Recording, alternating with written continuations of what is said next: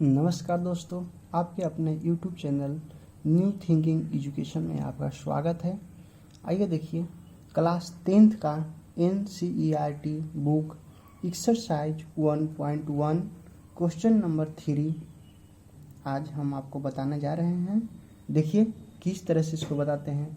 अगर हमसे आपको कांटेक्ट करना है या लाइव क्लास आपको चाहिए तो हमारे इस नंबर पर आप कांटेक्ट कर सकते हैं। ये मेरे व्हाट्सअप नंबर भी है और ये कॉलिंग नंबर भी है। कॉल भी करके हमसे आप संपर्क कर सकते हैं।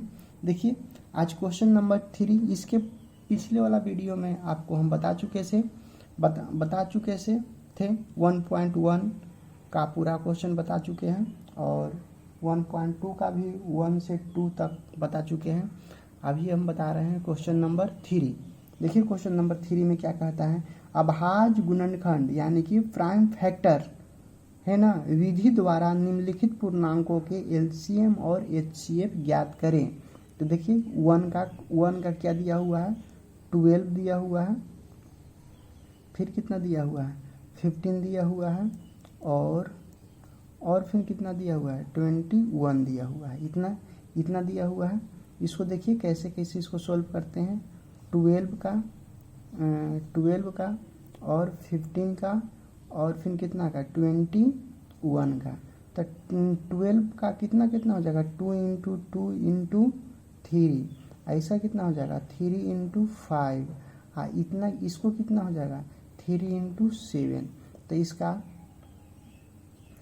इसलिए HCF कितना हो जाएगा, जो तीनों में मिलता है उसको HCF कहते हैं कि हाईएस्ट सबसे ज़्यादा, क्योंकि इसमें 3 इसमें 3 है, इसलिए इसका 3 आंसर आ जाएगा, है ना। HCF और LCM कितना आ जाएगा, तो LCM करके सबको लिखने पड़ता है 2 इंटू 2 इंटू 3 इंटू 5 इंटू 7, सबको मल्टीप्लाई कर दीजिए और गुना कर दीजिए, आंसर आ गया। तो 2 2 जा 4, 2 दूनी 4, 4 तिहाई 12, 12 पचे 60, 6 और 7 6 42। देखिए इतना आंसर आ गया। HCF का फुल फॉर्म क्या होता है, हाईएस्ट कॉमन फैक्टर। LCM का फुल फॉर्म क्या होता है, लोवेस्ट कॉमन मल्टीप्लाई। इतना तरह का देखिए 1 का आ गया आंसर। बहुत सिंपल है, आप सोच भी नहीं सकते हैं कि इतना सिंपल है। जहाँ आपको समझ में नहीं आया है वहाँ कमेंट में लिख करके हमको आप बताइए कि इस जगह पर हमको समझ में नहीं आया है, आपको हम समझाने का प्रयास करेंगे। देखिए क्वेश्चन नंबर 3 का 2 नंबर में क्या दिया हुआ है, इसका भी प्राइम फैक्टर निकालना है। तो इसको निकालने के लिए कितना हो जाएगा, 17, फिर कितना 23, फिर कितना 29। देखिए इस 17 का क्या हो जाएगा, 1 गुने 17 और 23 का कितना हो जाएगा 23, यानी कि 1 गुने 23 और ये कितना हो जाएगा 1 गुने 29 हो जाएगा। इसका क्या हो जाएगा, और अब इसका और या अब दोनों में से कोई लिख सकते हैं। अब HCF कितना आ जाएगा, इसका HCF इस सबको कोई मिल रहा है, केवल 1 मिल रहा है, इसलिए 1 आंसर आ जाएगा। फिर क्या निकालना है, LCM। HCF का फुल फॉर्म बताए थे, हाईएस्ट कॉमन फैक्टर, महत्तम समापवर्तक, लोवेस्ट कॉमन फैक्टर, लघुत्तम समापवर्तक। तो LCM में कितना हो जाएगा, 17 हो जाएगा, 23 हो जाएगा और 29 हो जाएगा। इसको देखिए किस तरह से करेंगे, इसको सबको मल्टीप्लाई करेंगे, जितना आएगा वही हो जाएगा, आंसर हो जाएगा। देखिए 17 गुने 23 और फिर मल्टीप्लाई कितना 29 से, तो कितना हो जाएगा, इसका हो जाएगा, आंसर हो जाएगा 11 33 9, यही इसका आंसर हो जाएगा। देखिए कितना सिंपल है ना, बहुत सिंपल यह तरीका है। आप इसको अच्छी तरह से आप इसको बना सकते हैं। कोई किसी तरह का कोई प्रॉब्लम आपको कहीं आता है तो हमें कमेंट में लिख करके आप हमको बताइए कहाँ समझ में आपको आया है और कहाँ समझ में आपको नहीं आया है। जहाँ आपको समझ में नहीं आता है उसको बोलिएगा, हम आपको बताएंगे। अब देखिए उसी तरह से इसका क्वेश्चन नंबर 4 का देखिए किस तरह से बनता है। क्वेश्चन नंबर 4 में भी आपको देखिए किस तरह से बनता है।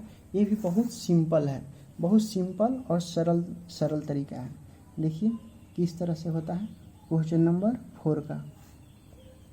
क्वेश्चन नंबर 4 का 4 में कहता है HCF है ना 306 और 657 का 9 दिया है, जबकि LCM 306 और 657 का ज्ञात करना है ना। तो यहाँ देखिए HCF कितना दिया हुआ है 306 और 657 यानी कि 657 का दिया हुआ है कितना 9 दिया हुआ है ना। तो इसलिए LCM गुने HCF इक्वल टू क्या होता है पहली संख्या और गुने दूसरी संख्या। पहली संख्या गुने दूसरी संख्या, तो पहली संख्या को मान लेते हैं N1 इंटू N2 इतना मान लेते हैं। अब इसको क्या करते हैं, तो हमको HCF दिया हुआ है लेकिन LCM नहीं दिया हुआ है, इसलिए LCM इक्वल टू क्या हो जाएगा नंबर 1 इंटू नंबर 2 बाई क्या कितना HCF हो गया। अब इसका कितना हो जाएगा 306 गुने 657 657 इंटू कितना 9 हो जाएगा 9।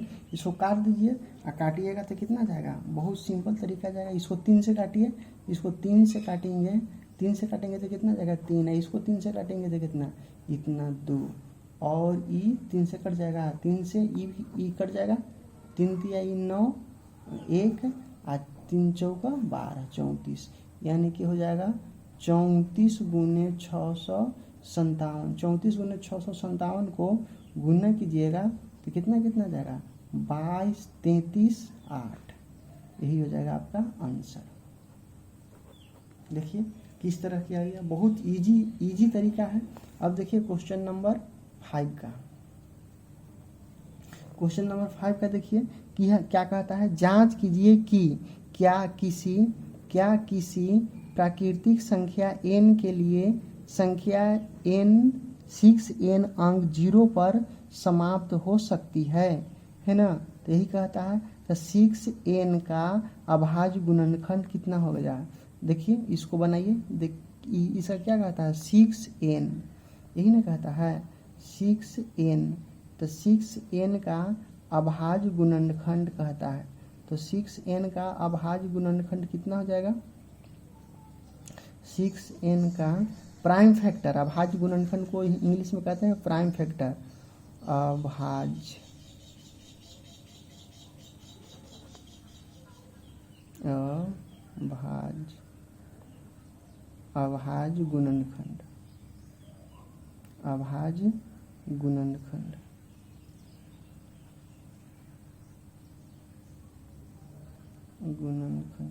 अभाज्य गुणनखंड कितना हो जाएगा 2 इंटू 3 पावर कितना हो जाएगा n हो जाएगा है ना। इसका क्या हो जाएगा इतना, तो 6 को इतना हम लिख सकते हैं, लेकिन क्या हो जाएगा जबकि क्या हो जाएगा कोई प्राकृत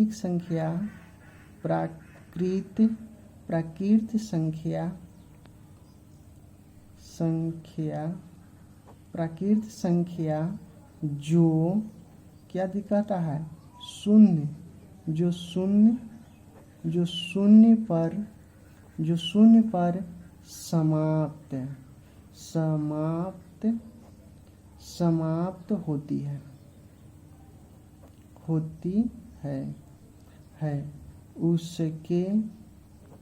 उसके अभाज्य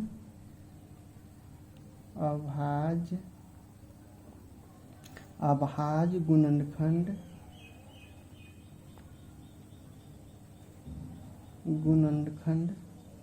अभाज्य गुणनखंड कितना हो जाएगा 2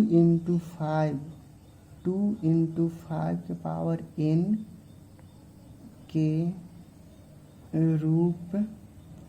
रूप का होता है। देखिए अभाज्य गुणनखंड के लिए हमको कितना होना चाहिए 2 × 5 होना चाहिए, 2 और 5 के पावर पर होना चाहिए, तभी वह अभाज्य गुणनखंड का रूल को मानेगा, और नहीं तो यह नहीं मानेगा, है ना।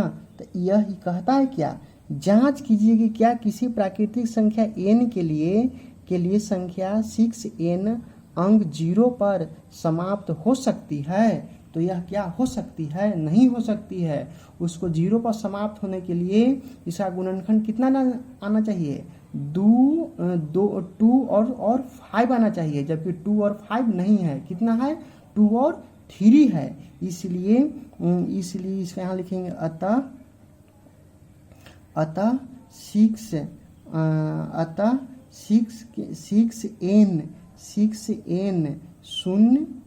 6n शून्य पर समाप्त नहीं होगा, समाप्त नहीं होगी।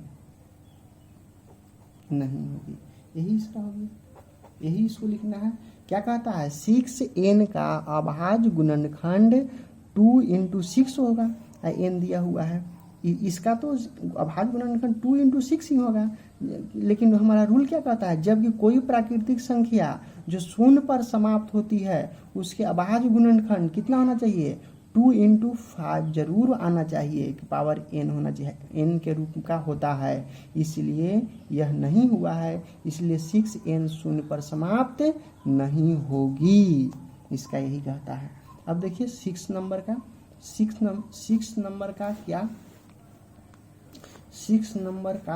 क्या कहता है। 6 नंबर का कहता है व्याख्या कीजिए, है ना, व्याख्या कीजिए 7 × 11 × 13 प्लस 13 और 7 × 6 × 5 × 4 × 3 × 2 × 1 प्लस 5 भाज्य संख्या क्यों है। तो इसको मान लीजिए,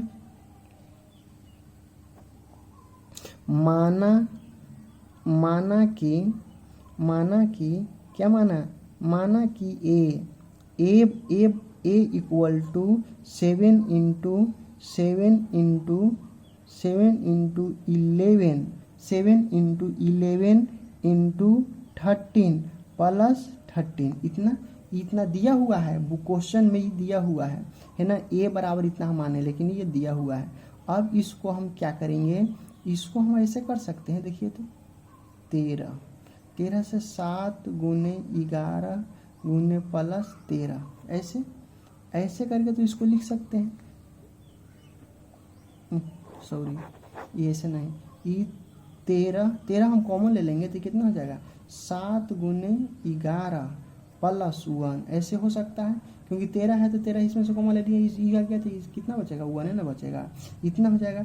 अब इसको हम कैसे लिख सकते हैं, 13 × कितना हो जाएगा, 77 1 78 हो जाएगा 78। अब 78 को 13 से हम गुना करेंगे तो क्या होगा, यह एक भाज्य संख्या है, क्योंकि इसके अभाज्य गुणनखंड में 1 को छोड़कर अन्य 2 गुणनखंड है, 13 में तो है ना, लेकिन 78 में तो आ जा गया, एक को छोड़ करके भी और भी कोई इसमें गुणनखंड है, इसलिए यह क्या होगा, देखिए आगे की ओर, इसका इतना तो हो गया, इसमें लिखने पड़ेगा, लैंग्वेज लिखने पड़ेगा, यहाँ लिखने पड़ेगा, क्या लिखने पड़ेगा कि इसको लिखने पड़ेगा कि यह एक अभाज्य, क्योंकि यहाँ लिखेंगे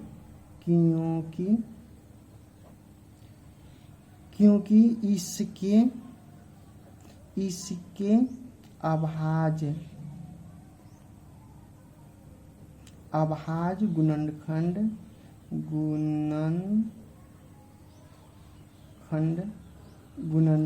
में वन को छोड़कर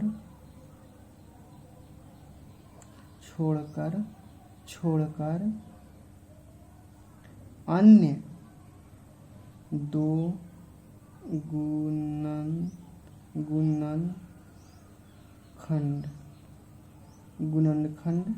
गुणनखंड है। ये इसमें तो है, इसमें 1 और 13 कटेगा तो एक ही दूसरे, लेकिन ई तो है तो इससे ई तो आती होगा ना, इसलिए इतना होगा। दो गुणनखंड है। अब देखिए इसका किस तरह से होगा।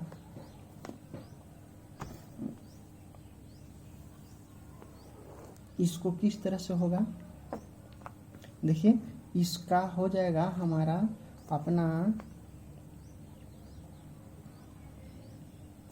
देखिए इसको हो जाएगा हमारा हो जाएगा कितना हो जाएगा, इसका दिया हुआ है इतना, फिर इसी प्रकार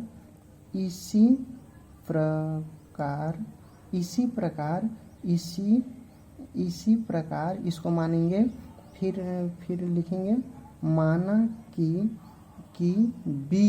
बी बराबर, ये बुक में दिया हुआ है 7 × 6 × 5 × 4 × 3 × 2 × 1 + 5 इतना दिया हुआ है। तो इसमें भी हमको ये 5 दिया हुआ है, इस 5 दिया हुआ है, तो ये दोनों में से 5 हम कॉमन ले लेंगे तो कितना होगा, 7 × 6 × 4 × 3 × 2 +1 इतना हो जाएगा। और जब इतना हो जाएगा तो इसमें भी हम क्या कर सकते हैं, 5 × इसको करेंगे तो कितना हो जाएगा, 7 × 6 यहाँ से 3 दूनी 6 आज 6 × 6 = 36 है ना, 36 है। आज 36 में 7 चौका 28, 2 × 8 28 है। इतना में इतना से गुना आप कीजिएगा तो कितना हो जाएगा, 1008 + 1 1008 + 1 हो जाएगा। 1008 में इतना हो जाएगा, ये अब इसको करेंगे तो कितना हो जाएगा, 1009 इतना हो जाएगा आप उनको, तो इतना आप उनको हो जाएगा। अब देखिए तो इतना तो हो जाएगा, तो इतना हो जाएगा, इसलिए यहाँ पर लिखेंगे, क्या लिखेंगे, अतः लिख करके लिखेंगे यह भी उसी तरह का आया है, ई कटेगा, ई किसी न किसी संख्या से कटेगा, इसलिए इसको लिखेंगे यही, अतः यह भी एक है ना, यह भी एक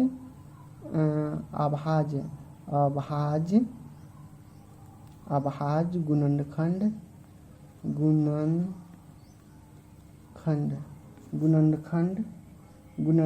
में वन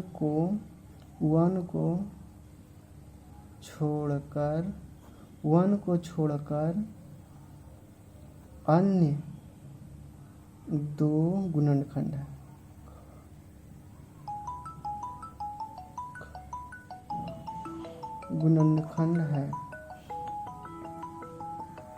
अन्य गुणनखंड है।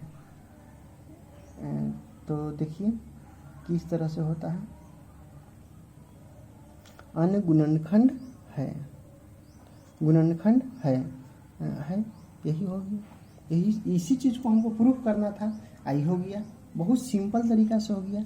देखिए क्वेश्चन नंबर 7 का इधर बतलाए थे, कितना का बतलाए थे, 6 का, यह गया आपका 7 का। देखिए किस तरह से बनता है। 7 में कहता है 7 नंबर का, देखिए 7 नंबर में क्या कहता है, 7 नंबर में कहता है किसी खेल के मैदान के चारों ओर एक वृत्ताकार पथ है, इस मैदान का एक चक्कर लगाने में सोनिया को 18 मिनट लगते हैं, जबकि इसी मैदान का एक चक्कर लगाने में रवि को 12 मिनट लगते हैं। मान लीजिए ये दोनों एक ही स्थान और एक ही समय पर चलना प्रारंभ करके एक ही दिशा में चलते हैं। कितने समय बाद वे पुनः प्रारंभिक स्थान पर मिलेंगे? चलिए देखिए क्या कहता है। एक चक्कर में सोनिया 18 मिनट लेती है। यहाँ लिखिए, बुक में दिया हुआ है एक चक्कर में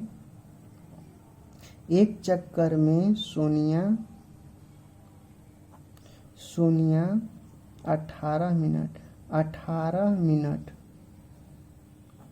मिनट लेती है और रवि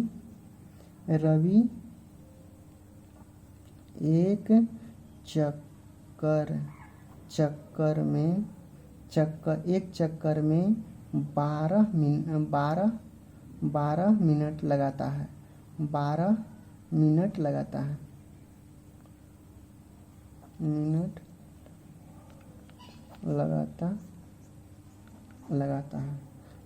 है। तो या क्या हो जाएगा, ये दोनों क्या हो जाएगा, ये दोनों एक ही स्थान पर है ना, एक ही स्थान पर कितना इतना के बाद मिलेंगे। कितना स्थान पर, कम से कम कितना समय पर वह दोनों मिलेगा। स्थान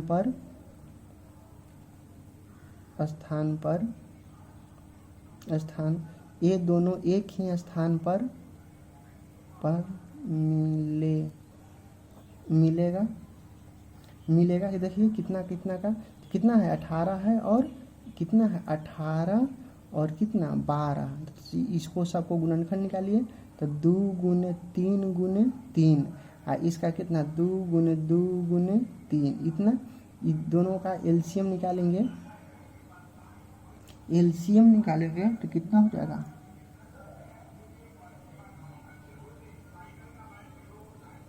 एलसीएम निकालो।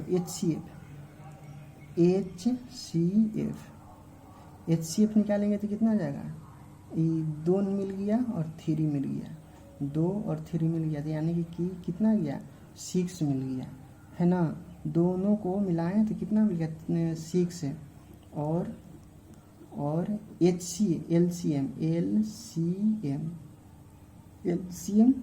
एलसीएम निकालेंगे तो कितना हो जाएगा 2 × 3 × 3 × 2 इतना तो कितना हो जाएगा 3 दूनी 6 और 3 दूनी 6 6 छक 36 है ना। तो इसका कितना हो गया, हमको 36 मिल गया। तो इसका 36 मिल गया, इसका एलसीएम कितना गया 36 मिल गया। यही इतना में वह मिलेगा। लेकिन दोनों का तो आ गया, लेकिन एलसीएम दोनों को निकालने के बाद में जितना आएगा वही हो जाएगा आंसर इसका 36 मिनट पर। यानी कि अतः इसका एचसीएफ न भी निकालते न तो भी आपका चलता है ना। अतः दोनों मिलेगा कितना पर 36 मिनट